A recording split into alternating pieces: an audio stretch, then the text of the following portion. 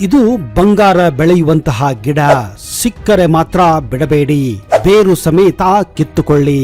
ಪೂಜೆಯಲ್ಲಿ ಅಡಿಕೆಯನ್ನ ಬಳಸಿದರೆ ಏನೆಲ್ಲ ಲಾಭವಿದೆ? ಪಂಚಾಮೃತವನ್ನ ಯಾಕೆ ಸೇವಿಸಬೇಕು? ಪೂಜೆ ಮಾಡುವಾಗ ಅಗರಬತ್ತಿಯನ್ನ ಬೆಳಗಿಸಿದರೆ ಏನೆಲ್ಲ ಆಗುತ್ತದೆ? ಈ ಎಲ್ಲ ಇಂಟ್ರೆಸ್ಟಿಂಗ್ ಮಾಹಿತಿಯನ್ನ ಇವತ್ತಿನ ಈ ವಿಡಿಯೋದಲ್ಲಿ ನಿಮ್ಗೆ ತೋರಿಸ್ತಾ ಇದ್ದೀನಿ.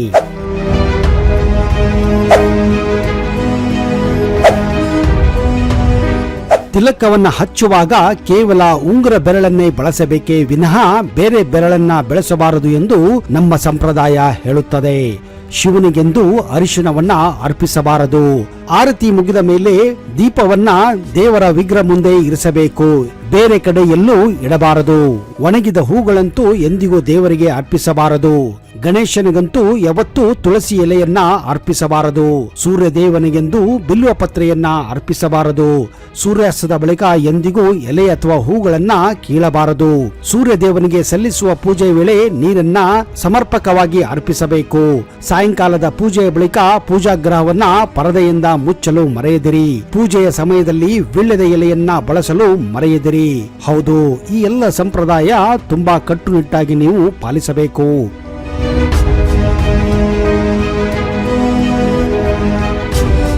ಅಡಿಕೆ, ನಾವು ನೀವು ತಿನ್ನುವ ಅಡಿಕೆ ಪೂಜೆಯಲ್ಲಿ ಇದರ ಬಳಕೆ ಎಷ್ಟು ಮುಖ್ಯ ಅನ್ನೋದು ಎಷ್ಟೋ ಜನಕ್ಕೆ ಗೊತ್ತೇ ಇಲ್ಲ. ಹಿಂದೂ ಧರ್ಮದಲ್ಲಿ ಹಲವಾರು ಸಂಪ್ರದಾಯ ಕಟ್ಟುಪಾಡುಗಳನ್ನ ನಾವು ನೂರಾರು ವರ್ಷಗಳಿಂದ ಅನುಸರಿಸಿಕೊಂಡು ಬಂದಿದ್ದೇವೆ. ಇದರಲ್ಲಿ ಒಂದು ಪೂಜೆಯಲ್ಲಿ ದೇವರಿಗೆ ಕೆಲವು ಕಾಣಿಕೆಗಳನ್ನ ಅರ್ಪಿಸುವುದು, ಪವಿತ್ರ ಮಂತ್ರಗಳನ್ನು ಪಠಿಸುವುದು ಮೊದಲಾದವು ಸಾವಿರಾರು ವರ್ಷಗಳ ಸಂಪ್ರದಾಯವನ್ನ ಇನ್ನಷ್ಟು ಉಜ್ವಲಗೊಳಿಸುತ್ತದೆ.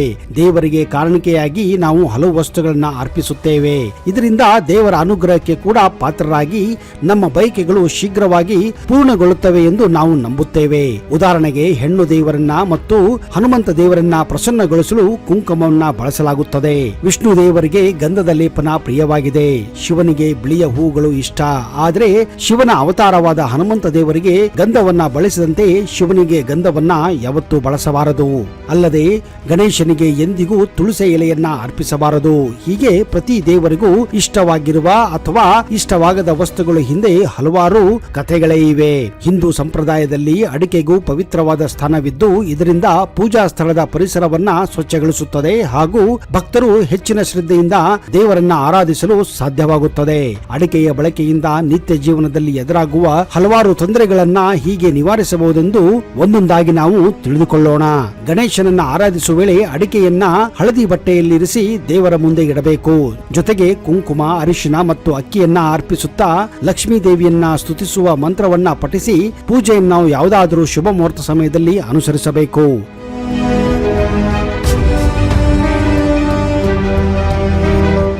ನೆನಪಿಡಿ, ಗಣೇಶನಿಗೂ ಎಂದಿಗೂ ತುಳಸಿಯನ್ನ ಅರ್ಪಿಸಬೇಡಿ. ಗಣೇಶ ಹಾಗೂ ಭೈರವರ ಪೂಜೆಯಲ್ಲಿ ತುಳಸಿ ಎಲೆಯನ್ನ ಬಳಸದಿರಿ. ಗಣೇಶನು ತುಳಸಿಯನ್ನ ಶಪಿಸಿದ್ದು ತನ್ನ ಪೂಜೆಗೆ ಎಂದಿಗೂ ಆಕೆಯನ್ನ ಆಮಂತ್ರಿಸಿದ ಕಾರಣ ಗಣೇಶನ ಪೂಜೆಯಲ್ಲಿ ತುಳಸಿಯನ್ನು ಇರಿಸುವ ಮೂಲಕ ಗಣೇಶನ ಕೋಪಕ್ಕೆ ನೀವು ಗುರಿಯಾಗಬಹುದು. ಆದ್ದರಿಂದ ಯಾವತ್ತು ನೀವು ತುಳಸಿಯನ್ನ ಗಣೇಶನಿಗೆ ಬಳಸಬೇಡಿ. ಕೆಂಪು ಬಟ್ಟೆಯೊಂದರಲ್ಲಿ ಶ್ರೀಯಂತ್ರವನ್ನ ಬರೆಯಿರಿ. ಇದರ ನಡುವೆ ಅಡಿಕೆಯೊಂದನ್ನ ಇಟ್ಟು ಇದರಿಂದ ಗಣೇಶ ದೇವರ ಅನುಗ್ರಹ ಪಡೆಯಲು ಸಾಧ್ಯವಾಗುತ್ತದೆ. ನಿಮ್ಮ ಆದಾಯದ ಗಮನಕ್ಕೆ ಅಡ್ಡಿಯಾಗುವ ವಿಘ್ನಗಳನ್ನ ವಿನಾಯಕ ನಿವಾರಿಸುತ್ತಾನೆ. ಒಂದು ಬೆಳ್ಳಿಯ ಚಿಕ್ಕ ಪಾತ್ರೆಯಲ್ಲಿ ಅಡಿಕೆಯೊಂದನ್ನ ಇರಿಸಿ ಮನೆಯ ಉತ್ತರ ಮತ್ತು ಪೂರ್ವ ದಿಕ್ಕಿನಲ್ಲಿರಿಸಿ. ಆ ಪಾತ್ರೆಗೆ ನಿತ್ಯವೂ ಪೂಜೆ ಸಲ್ಲಿಸುವ ಮೂಲಕ ಮನೆಯಲ್ಲಿ ಶಾಂತಿ ಹಾಗೂ ಸಾಮರಸ್ಯ ನೆಲೆಸುತ್ತದೆ. ಮಂತ್ರ ಪಠಣ ಸಮಯದಲ್ಲಿ ಅಡಿಕೆಯನ್ನ ಎದುರಿಗಿರಿಸಿ. ಇದು ಹಣಕಾಸಿನ ತೊಂದರೆಯನ್ನ ದೂರ ಮಾಡುತ್ತದೆ. ನೆನಪಿಡಿ, ಒಂದು ವೇಳೆ ನೀವು ಮಂತ್ರ ಪಠಿಸುವ ಬಾಯಿಂದ ದುರ್ವಾಸನೆ ಬರುತ್ತಿದ್ದರೆ ಈ ಮಂತ್ರಗಳು ಅಪವಿತ್ರವೆಂದು ಕೂಡ ಭಾವಿಸಲಾಗುತ್ತದೆ. ಅಲ್ಲದೆ ಪೂಜೆ ಸಲ್ಲಿಸುವವರ ಕೂದಲು ಸಹ ತೊಳೆದು ಸ್ವಚ್ಛ ಮಾಡಿಕೊಳ್ಳಬೇಕು. ದುರ್ವಾಸನೆ ಸೂಸುವ ಬಾಯಿ ಹಾಗೂ ಕೂದಲಿನಲ್ಲಿ ಸಲ್ಲಿಸುವ ಪೂಜೆ ಯಾವತ್ತಿಗೂ ದೇವರಿಗೆ ಸಮರ್ಪಕವಾಗುವುದಿಲ್ಲ ಎಂದು ಪುರಾಣಗಳು ಸಾರುತ್ತವೆ. ತಾಮ್ರದ ಪಾತ್ರೆಯೊಂದರಲ್ಲಿ ನೀರು ತುಂಬಿಸಿ ಅದರಲ್ಲಿ ಕೊಂಚ ಹಣ ಮತ್ತು ಅಡಿಕೆಯೊಂದನ್ನ ಇರಿಸಿ ಇದನ್ನು ದೇವಸ್ಥಾನದಲ್ಲಿ ದೇವರಿಗೆ ಕಾಣಿಕೆಯಾಗಿ ಅರ್ಪಿಸಿದರೆ ಇದರಿಂದ ಬಹುಕಾಲ ಬಯಕೆಗಳು ಈಡೇರುತ್ತವೆ. ಹಣವಿರಿಸುವ ಕಪಾಟಿನಲ್ಲಿ ಶ್ರೀಯಂತ್ರ ಮತ್ತು ಅಡಿಕೆಯನ್ನ ಇರಿಸಿ. ಇದರಿಂದ ಅನಗತ್ಯ ಖರ್ಚು ಇಲ್ಲವಾಗುತ್ತದೆ ಮತ್ತು ಧನಾಭಿವೃದ್ಧಿ ಆಗುತ್ತದೆ. ಸಾಮಾನ್ಯವಾಗಿ ಹೀಗಾಗಿ ಹಿಂದೂ ಧರ್ಮದಲ್ಲಿ ಬೇರೆ ಬೇರೆ ಪ್ರಕಾರದ ಯಂತ್ರಗಳನ್ನ ಬಳಸಲಾಗುತ್ತದೆ. ಅಂತೆಯೇ ಜೀವನದಲ್ಲಿ ಯಶಸ್ಸನ್ನು ಪಡೆದುಕೊಳ್ಳಲು ಕೂಡ ಈ ಯಂತ್ರಗಳನ್ನ ಬಳಸಲಾಗುತ್ತದೆ. ಆದರೆ ಶ್ರೀಯಂತ್ರಕ್ಕಿಂತ ಹೆಚ್ಚು ಪ್ರಭಾವಶಾಲಿಯಾದ ಮತ್ತೊಂದು ಯಂತ್ರವಿಲ್ಲ. ನಿಮ್ಮ ಮನೆಯ ಪೂಜಾ ಕೊಠಡಿಯಲ್ಲಿ ಶ್ರೀಯಂತ್ರವನ್ನ ಇರಿಸಿ. ನೀವು ಸರಿಯಾದ ಅನುಷ್ಠಾನಗಳನ್ನ ಅನುಸರಿಸಿದಲ್ಲಿ ಮನೆಯಲ್ಲಿ ಸಿರಿ ಸಂಪತ್ತು ವೃದ್ಧಿಯಾಗುವುದು ಖಂಡಿತ. ಗಣೇಶನ ಚಿತ್ರಗಳಲ್ಲಿ ದಂತ ಬಲಗಡೆಯೂ ಕೆಲವೊಂದರಲ್ಲಿ ಎಡಗಡೆಯೂ ಇರುತ್ತದೆ. ಬಲಭಾಗದ ಕಡೆ ದಂತ ಇರುವ ಗಣೇಶನ ಎದುರು ಅಡಿಕೆ ಮತ್ತು ಲವಂಗನ ಇರಿಸಿ ಪೂಜೆ ಸಲ್ಲಿಸುವ ಮೂಲಕ ಜೀವನದಲ್ಲಿ ಎದುರಾಗುವ ತೊಂದರೆಗಳನ್ನ ನೀವು ನಿವಾರಿಸಲು ನೆರವು ಲಭಿಸುತ್ತದೆ.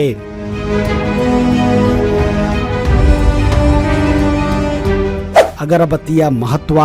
ಮನೆಯ ಪರಿಸರದಲ್ಲಿರುವ ದುಷ್ಟ ಶಕ್ತಿಗಳನ್ನು ದೂರದೋಡಿಸಲು ಸುವಾಸನೆ ಅಗತ್ಯವಿದ್ದು, ಅಗರಬತ್ತಿಯ ಹೊಗೆಯಲ್ಲಿರುವ ಸುವಾಸನೆಯ ಮೂಲಕ ದೇವರಿಗೆ ನಿರ್ಮಲ ವಾತಾವರಣವನ್ನ ನಿರ್ಮಿಸಲು ನೆರವಾಗುತ್ತದೆ. ಈ ಪರಿಮಳ ಕೇವಲ ಪರಿಸರದಲ್ಲಿ ಸುವಾಸನೆ ಮೂಡಿಸುವುದು ಮಾತ್ರವಲ್ಲ, ಮನಸ್ಸನ್ನು ತಿಳಿಗೊಳಿಸಿ ಯಾವುದೇ ಋಣಾತ್ಮಕ ಯೋಚನೆಯನ್ನ ಅದು ಬದಲಿಸುತ್ತದೆ. ಸಿಹಿ ವಸ್ತುಗಳ ನೈವೇದ್ಯ. ದೇವರಿಗೆ ಸಿಹಿ ಪದಾರ್ಥಗಳನ್ನು ಅರ್ಪಿಸುವ ಮೂಲಕ ದೇವರ ಅನುಗ್ರಹವನ್ನ ಕೂಡ ನೀವು ಪಡೆಯಬಹುದು. ಇದಕ್ಕಾಗಿ ಮೋದಕ, ಲಡ್ಡು ಹಾಗೂ ಸಿಹಿ ಅಥವಾ ಇತರ ಯಾವುದೇ ಸಿಹಿ ವಸ್ತುಗಳನ್ನ ಆಯ್ದುಕೊಳ್ಳಬಹುದು. ಇವು ಲಭ್ಯವಿರದ ಸಮಯದಲ್ಲಿ ಸಾದಾ ಸಕ್ಕರೆ ಅಥವಾ ಕಲ್ಲು ಸಕ್ಕರೆಯನ್ನು ದೇವರಿಗೆ ಅರ್ಪಿಸುವ ಮೂಲಕ ಪೂಜೆಯನ್ನು ಕೂಡ ನೀವು ಸಂಪನ್ನಗೊಳಿಸಬಹುದು. ಪಂಚಾಮೃತ. ಆಯುರ್ವೇದದ ಸೂಚಿಸುವ 5 ವಸ್ತುಗಳನ್ನ ಬೆರೆಸಿ ಪಂಚಾಮೃತವನ್ನ ತಯಾರಿಸಲಾಗುತ್ತದೆ. ಇವೆಂದರೆ ಹಾಲು, ತುಪ್ಪ, ಮೊಸರು, ಜೇನು ಮತ್ತು ಸಕ್ಕರೆ. ಪಂಚಾಮೃತದಿಂದ ಗರ್ಭಗುಡಿಯಲ್ಲಿರುವ ವಿಗ್ರಹ ಅಥವಾ ಮನೆಯಲ್ಲಿರುವ ವಿಗ್ರಹಕ್ಕೆ ಅಭಿಷೇಕ ಮಾಡಿ ಪುನೀತರಾಗಬಹುದು. ವಿಗ್ರಹದಿಂದ ಸೂರಿದ ಈ ದ್ರವವನ್ನ ಸಂಗ್ರಹಿಸಿ ಪ್ರಸಾದ ರೂಪದಲ್ಲಿ ಭಕ್ತರಿಗೆ ವಿತರಿಸಲಾಗುತ್ತದೆ. ಈ ಪಂಚಾಮೃತವನ್ನ ಸೇವಿಸುವುದರಿಂದ ಹಲವಾರು ಆರೋಗ್ಯಕರ ಲಾಭಗಳು ಹಾಗೂ ನಿಮ್ಮ ವಯಸ್ಸು ಕೂಡ ವೃದ್ಧಿಯಾಗುತ್ತದೆ. ಯಾವುದೇ ಪೂಜೆಯಲ್ಲಿ ಅಗತ್ಯವಾಗಿ ಬಳಸಬೇಕಾದ ಪರಿಕರವೆಂದರೆ ಅದು ದೀಪ ಅಥವಾ ದೀವಟಿಗೆ ಅಥವಾ ದೀವಿಗೆ. ದೀವಿಗೆ ಉಪಯೋಗಿಸುವ ಒಂದೇ ಉದ್ದೇಶವೆಂದರೆ ಇದು ಬೆಳಕು ಸದಾ ಮನೆಯನ್ನ ಬೆಳಗುತ್ತದೆ. ಈ ಬೆಳಕು ಜ್ಞಾನ, ಪ್ರಜ್ಞೆ, ನಿರ್ಮಲತೆ ಹಾಗೂ ದಿವ್ಯತೆಯ ಸಂಕೇತವಾಗಿದ್ದು ಪ್ರತಿಯೊಬ್ಬರು ಇದನ್ನ ತಪ್ಪದೇ ಅರಿಸಬೇಕು. ಇದೇ ಕಾರಣಕ್ಕೆ ದೀಪದ ಬೆಳಕು ಸದಾ ಮನೆಯಲ್ಲಿ ಬೆಳಗುತ್ತಾ ಇರುವಂತೆ ಎಂದಿಗೂ ಎಣ್ಣೆ ಕಡಿಮೆ ಆಗದಂತೆ ನೋಡಿಕೊಳ್ಳುವುದು ಗೃಹಿಣಿಯ ಕರ್ತವ್ಯವಾಗಿದೆ.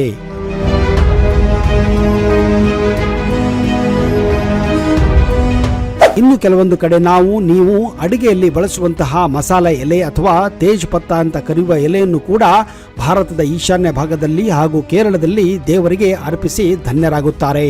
ಪಶ್ಚಿಮ ಬಂಗಾಳ, ಅಸ್ಸಾಂ, ಒರಿಸ್ಸಾ ಹಾಗೂ ಸಿಕ್ಕಿಂನಂತ ರಾಜ್ಯಗಳಲ್ಲಿ ದೇವರಿಗೆ ಈ ತೇಜಪತ್ತ ಅನ್ನುವ ಎಲೆಯನ್ನು ಕೂಡ ಅರ್ಪಿಸುತ್ತಾರೆ.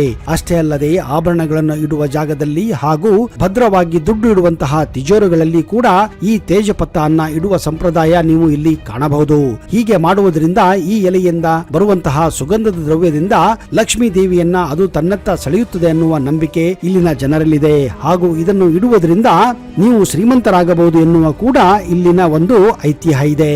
ಇದು ಬಂಗಾರ ಬೆಳೆಯುವಂತಹ ಗಿಡ. ಸಿಕ್ಕರೆ ಮಾತ್ರ ಬಿಡಬೇಡಿ, ಬೇರು ಸಮೇತ ಕಿತ್ತುಕೊಳ್ಳಿ. ಹೌದು, ಈ ಗಿಡವನ್ನ ನಿಮ್ಮ ಸುತ್ತಮುತ್ತ ಹಾಗೂ ನೀವು ಎಲ್ಲಾದರೂ ಅಪ್ಪಿತಪ್ಪಿ ಈ ಗಿಡವನ್ನ ಕಂಡರೆ ಬಿಡಬೇಡಿ, ಬೇರು ಸಮೇತ ಕಿತ್ತುಕೊಳ್ಳಿ. ಹಾಗೂ ಇದರ ಬೇರುಗಳನ್ನ ಮತ್ತು ಸುತ್ತಮುತ್ತ ಇರುವ ಮಣ್ಣನ್ನು ಕೂಡ ತೆಗೆದು ನೋಡಿ. ನಿಮಗೆ ಅತಿ ಸೂಕ್ಷ್ಮವಾದ ಹಾಗೂ ಹೇರಳವಾಗಿ ಅತ್ಯಂತ ವಿರಳವಾದ ಖನಿಜಗಳು ಸಿಗುತ್ತವೆ. ಅವುಗಳಲ್ಲಿ ಚಿನ್ನ ಅಂದರೆ ಬಂಗಾರ ಸಿಗುವ ಸಾಧ್ಯತೆ ಜಾಸ್ತಿ ಇರುತ್ತದೆ. ಹೌದು, ಇದನ್ನ ಕನ್ನಡದಲ್ಲಿ ದೊಡ್ಡ ಹರಳು ಎಂದು ಕರೆಯುತ್ತಾರೆ. ಈ ಸಸ್ಯವನ್ನ ಇಂಗ್ಲಿಷ್ ಭಾಷೆಯಲ್ಲಿ ಝಾಟ್ರೋಪಾ ಕುರ್ಕಾಸ್ ಎಂದು ಕರೆಯುತ್ತಾರೆ. ಈ ಸಸ್ಯ ಅಥವಾ ಗಿಡದ ವಿಶೇಷತೆ ಏನೆಂದರೆ ಇದು ತನ್ನ ಬೇರುಗಳಲ್ಲಿ ವಿಶೇಷವಾದಂತಹ ಸ್ವಭಾವವನ್ನ ಹೊಂದಿದೆ. ಅದೇನೆಂದರೆ ಈ ಗಿಡವನ್ನ ನೀವು ಎಲ್ಲಿ ಬೆಳೆಯುತ್ತೀರೋ ಆ ಭೂಮಿಯಲ್ಲಿ ಇರುವಂತಹ ಖನಿಜವನ್ನ ಅದು ತನ್ನ ಬೇರುಗಳ ಮೂಲಕ ಆಕರ್ಷಣೆ ಮಾಡುತ್ತದೆ ಹಾಗೂ ಸೆಳೆಯುತ್ತದೆ.